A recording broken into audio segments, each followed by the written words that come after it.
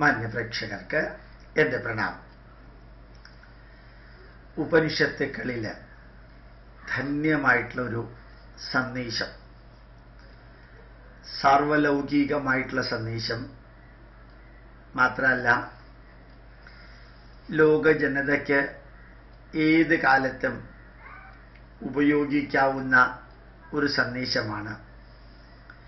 മാതൃദേവോ ഭവ, പിതൃദേവോ ഭവ, ആചാര്യദേവോ ഭവ, അതിഥി ദേവോ ഭവ, രാഷ്ട്രദേവോ ഭവ.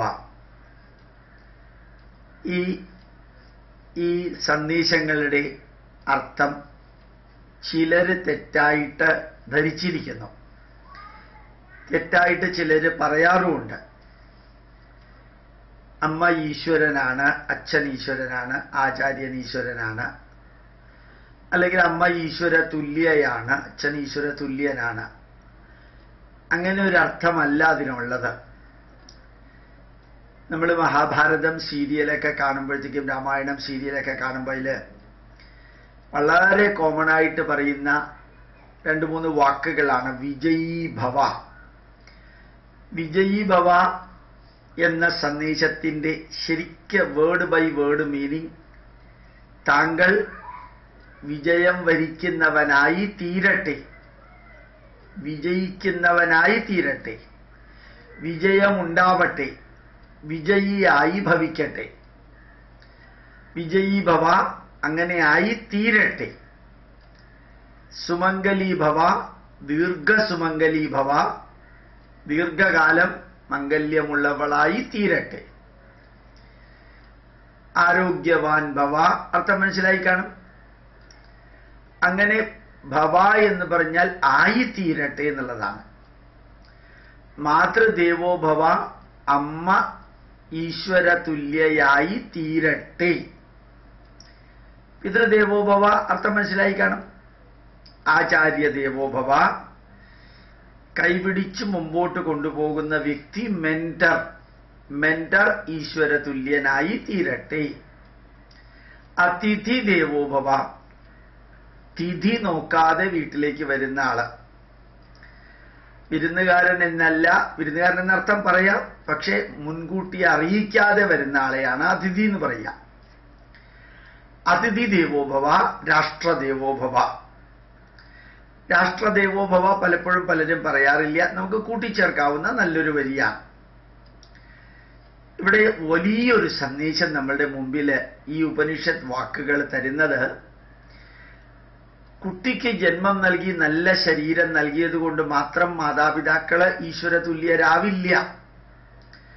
നല്ല മനസ്സും നല്ല മൂല്യങ്ങളും നൽകി മാനുഷികമായിട്ട് ധന്യമായിട്ട് അവരെ വളർത്താൻ സാധിക്കുന്നവര് ആ കുട്ടിക്ക് വേണ്ടി സമയവും ഊർജവും സമ്പത്തും ചെലവാക്കുന്നവര്. ഇന്നലെ ഇൻസിഡന്റലി ഒരു വരി വായിക്കുകയുണ്ടായി. ഒരു പെൺകുട്ടിയുടെ വിവാഹത്തിന് വേണ്ടി ചെലവഴിക്കുന്നതിൻ്റെ 10-1 പോലും ആ കുട്ടിയുടെ വിദ്യാഭ്യാസത്തിന് വേണ്ടി ചെലവാക്കാറില്ല എന്നുള്ളത് വാട്സപ്പിൽ കണ്ടു. സത്യമാണത്. വിവാഹത്തിന് വേണ്ടി ചെലവാക്കുന്ന ഡൗറി ഉൾപ്പെടെയുള്ള ആ പൈസയുടെ 10-1 പോലും കുട്ടിയുടെ വിദ്യാഭ്യാസത്തിന് ചെലവാക്കാറില്ല. ഇതിന്റെ വൈരുദ്ധ്യമാണല്ലേ. അപ്പോൾ നമ്മുടെ ജീവിതത്തില് അമ്മ അച്ഛൻ ഈശ്വര തുല്യരായി തീരണമെങ്കിൽ നല്ല ഒരു ശരീരവും നല്ല ഒരു മനസ്സും നല്ല ചുറ്റുപാടുകളും നല്ല വിദ്യാഭ്യാസവും നല്ല കുടുംബാന്തരീക്ഷവും എല്ലാം ഉണ്ടാകുമ്പോഴാണ് ഐശ്വര്യത്തിന് നിദാനമായിട്ടുള്ളതെന്തോ അത് ഈശ്വരൻ, ആ ഈശ്വര തുല്യരായിട്ട് മാതാപിതാക്കൾ തീരുന്നത് മക്കൾക്ക് തോന്നണം ഇതുമാതിരിയുള്ളൊരു അമ്മയുടെയും അച്ഛൻ്റെയും മകനായി മകളായി ജനിച്ചത് പുണ്യമാണ് എന്ന്. ഈ മക്കളുടെ തലയിൽ കൈവച്ച് അനുഗ്രഹിച്ച് നീ നന്നായി വരട്ടെ എന്ന് അനുഗ്രഹിക്കാനുള്ള യോഗ്യതയുള്ള മാതാവ് പിതാവ്, നീ നന്നായി വരട്ടെ, നന്നായി വളരട്ടെ, ഉയരട്ടെ എന്നിപ്രകാരം കൊടുക്കുന്ന അനുഗ്രഹങ്ങൾക്ക് മൂല്യമുണ്ടാകുന്ന വിധത്തിൽ കൊടുക്കാൻ കഴിവുള്ള മാതാപിതാക്കളെ ആണ് മക്കൾ ഇഷ്ടപ്പെടുന്നത്, മക്കള് ആ മാതാപിതാക്കളെയാണ് ഈശ്വര തുല്യരായിട്ട് കാണുന്നത്.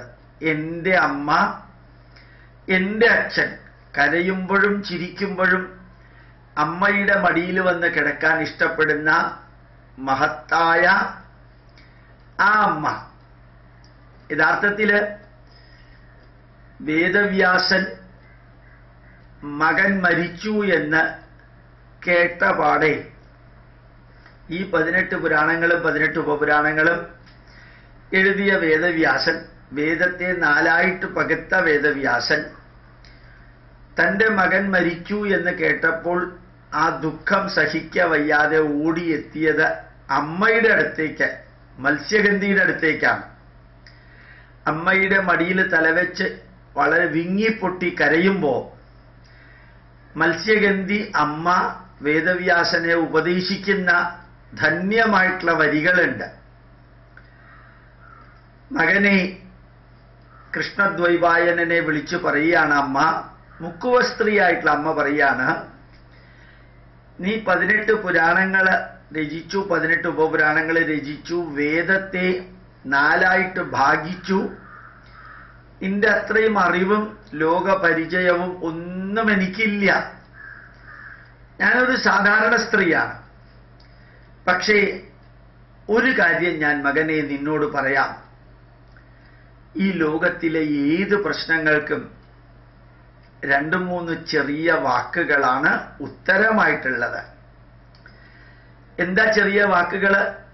എന്തൊക്കെയോ, എവിടെയൊക്കെയോ, എങ്ങനെയൊക്കെയോ. ഈ 3 വാക്കുകളേ ഉള്ളൂ. എന്തൊക്കെയോ, എവിടെയൊക്കെയോ, എങ്ങനെയൊക്കെയോ. ഇനി എന്ത് വേണമെങ്കിൽ ചെയ്തോളാം, ബാക്കിയുള്ളത് എന്ത് വേണമെങ്കിൽ ചേർത്തോളാം. ഈ ലോകത്തിൽ എന്തൊക്കെയോ നടക്കുന്നു, എവിടെയൊക്കെയോ നടക്കുന്നു, എങ്ങനെയൊക്കെയോ നടക്കുന്നു. ഇതൊന്നും നമ്മളുടെ നിയന്ത്രണത്തിലല്ല മകനെ. കരഞ്ഞിട്ട് കാര്യമില്ല. നടക്കേണ്ടതെല്ലാം നടക്കും. ഭവിതവ്യം ഭവേദേവ. നടക്കാനുള്ളതെല്ലാം നടന്നേ തീരൂ. ഭവിതവ്യം ഭവേദേവ. നടക്കാനുള്ളതെല്ലാം നടക്കും. അതിൽ ഞാനും നീയും ദുഃഖിക്കുന്നുണ്ടാവാം, സന്തോഷിക്കുന്നുണ്ടാവാം, ദേഷ്യപ്പെടുന്നുണ്ടാവാം, വാശിയും പകയും നിലനിർത്തുന്നുണ്ടാവാം. എങ്കിലും ഓർമ്മിക്കുക, ഇതിലൊന്നിലും നമുക്ക് നിയന്ത്രണമില്ല. ഒരമ്മയുടെ വരി നോക്കുക. എന്തൊക്കെയോ ഈ ലോകത്തിൽ നടക്കുന്നു, എങ്ങനെയൊക്കെയോ ഇവിടെ നടക്കുന്നു, എവിടെയൊക്കെയോ നടക്കുന്നു. ഇതിലൊക്കെ നമുക്ക് എന്ത് നിയന്ത്രണമാണ് പരിധിക്കപ്പുറമുള്ളത്? ഇങ്ങനെ ഒരമ്മ, വലിയ വിദ്യാഭ്യാസവും ലോകപരിചയവും ഒന്നുമില്ലാത്ത മുക്കുവസ്ത്രീ എന്ന് തന്നെ മനസ്സിൽ വിചാരിക്കാം. ആ അമ്മയാണ് നമ്മളുടെയൊക്കെ മുമ്പില് ധന്യ. അതുപോലെ തന്നെ കുന്തി മാതാവ് നോക്കാം, മക്കളെ എങ്ങനെയാ വളർത്തിയത്. ഒരു വിധവയായിരുന്നിട്ടും കുന്തിയുടെ 3 മക്കളും മാദ്രിയുടെ 2 മക്കളെയും ഒരു തരത്തിലും വ്യത്യാസമില്ലാതെ മക്കൾക്ക് നല്ല ശരീരം കൊടുത്തത് മാത്രമല്ല, നല്ല മനസ്സും നല്ല കുലീനത്വവും അമ്മ കൊടുത്തു. അവിടെയാണ് അമ്മയുടെ മഹത്വം നമുക്ക് കാണാൻ സാധിക്കുക. ഈ ലോകത്തിൽ ധാരാളം അമ്മമാരങ്ങനെയുണ്ട്. പക്ഷെ അവരൊക്കെ അറിയപ്പെടാതെ പോകുന്നു. മാതൃത്വം എന്ന് പറയുന്നത് അത്രയും ഉജ്ജ്വലമാണ്. മാതൃദേവോ ഭവ. പിതൃത്വവും ഒട്ടും കുറവുള്ളതല്ല. അതുകൊണ്ട് തന്നെയാണ് നമ്മൾ മാതാപിതാക്കൾ എന്ന് പറയുക. പക്ഷെ അമ്മയുടെ സ്ഥാനമാണ് ഫസ്റ്റ്. കാരണം അമ്മയാണ് ശരീരം നൽകിയത്, അമ്മയാണ് വേദന അനുഭവിച്ചത്, അമ്മയാണ് ആ മക്കൾക്ക് എല്ലാം എല്ലാം എല്ലാം. അതിനുശേഷം വരുന്നതാണ് പിതാവ്. ഇപ്പം മാതൃദേവോ ഭവ, അതിനുശേഷം പിതൃദേവോ ഭവ. കർക്കടകത്തിലെ കർത്തവാവിന് അല്ലെങ്കിൽ പിതൃതർപ്പണം കൊടുക്കുന്ന സമയത്ത് ആദ്യത്തെ മന്ത്രം മാതൃവംശേ മൃതായേശ്ച പിതൃവംശേ തദൈവച. അമ്മയുടെ വംശത്തിൽ ജനിച്ചവര്, അത് കഴിഞ്ഞിട്ട് അച്ഛന്റെ വംശത്തിൽ ജനിച്ചവര്. അച്ഛനല്ല ആദ്യം കൊടുക്കാം. അച്ഛനൊരു കാരണം. അമ്മ ധാരണം. അമ്മയാണ് ധരിക്കുന്നത്. ഈ ശിശുവിനെ സർവ്വതുമായിട്ട് ഭൂമിയിലേക്ക് കൊണ്ടുവരുന്നത് അമ്മയാണ്. ആ അമ്മ ഈശ്വര തുല്യയായി തീരണമെങ്കിൽ ക്വാളിറ്റി ഉണ്ടാവേണ്ടത് അമ്മയിലാണ്, ക്വാളിറ്റി ഉണ്ടാവേണ്ടത് അച്ഛനിലാണ്, ക്വാളിറ്റി ഉണ്ടാവേണ്ടത് ആചാര്യനിലാണ്, ക്വാളിറ്റി ഉണ്ടാവേണ്ടത് അതിഥിയിലാണ്. അവരിൽ ക്വാളിറ്റി ഉണ്ടെങ്കിലേ അവർ ഈശ്വര തുല്യരായിത്തീരുള്ളൂ. മക്കളിൽ അല്ലെങ്കിൽ അതിഥിയെ സ്വീകരിക്കുന്ന ഗൃഹസ്ഥരിലല്ല ക്വാളിറ്റി, അവരിലും വേണം. പക്ഷെ അതിഥി ഈശ്വര തുല്യനായി തീരണമെങ്കിൽ ആ ക്വാളിറ്റി ഉണ്ടാവേണ്ടത് അതിഥിക്കാണ്. ആചാര്യനിൽ ക്വാളിറ്റി ഉണ്ടെങ്കിലേ ആചാര്യൻ ഈശ്വര തുല്യനായി തീരുള്ളൂ. ക്വാളിറ്റി ഉണ്ടാക്കേണ്ടത് ആചാര്യനാണ്. പിതാവിലാണ് ക്വാളിറ്റി ഉണ്ടാക്കേണ്ടത്. എങ്കിലേ പിതാവ് പിതൃദേവോ ഭവ എന്ന സന്ദേശത്തിന് അർഹനാവുള്ളൂ. അമ്മയിലാണ് ക്വാളിറ്റി ഉണ്ടാവേണ്ടത്. മക്കൾ മാതാപിതാക്കളെയും ആചാര്യനെയും നോക്കുമ്പോൾ അവര് ഡിവൈൻ ആണെന്ന് തോന്നേണ്ടത് വിദ്യാർത്ഥികൾക്കും മക്കൾക്കുമാണ്. അപ്പോ മക്കളല്ല മാതാപിതാക്കളെയും ആചാര്യനെയും ഈശ്വര തുല്യനാക്കുന്നത് സ്വന്തം പ്രവൃത്തിയാണ്. ആ പ്രവൃത്തിയിലൂടെ അവർ സ്വയം ഉയരുകയാണ് ഈശ്വര തുല്യരായിട്ട് മക്കളുടെ മുമ്പിൽ. അപ്പോൾ ഓർമ്മിക്കുക, അമ്മ ഈശ്വരനാണ്, അച്ഛൻ ഈശ്വരനാണ്, ആചാര്യൻ ഈശ്വരനാണ്, അതിഥി ഈശ്വരനാണ് എന്നുള്ളതല്ല, മറിച്ച് അവര് ഈശ്വര തുല്യരായി തീരേണ്ടവരാണ്. അത് അവരുടെ ഉത്തരവാദിത്വമാണെന്നുള്ളതും ഓർമ്മിക്കാൻ സാധിക്കട്ടെ. പ്രണാമം, നമസ്കാരം.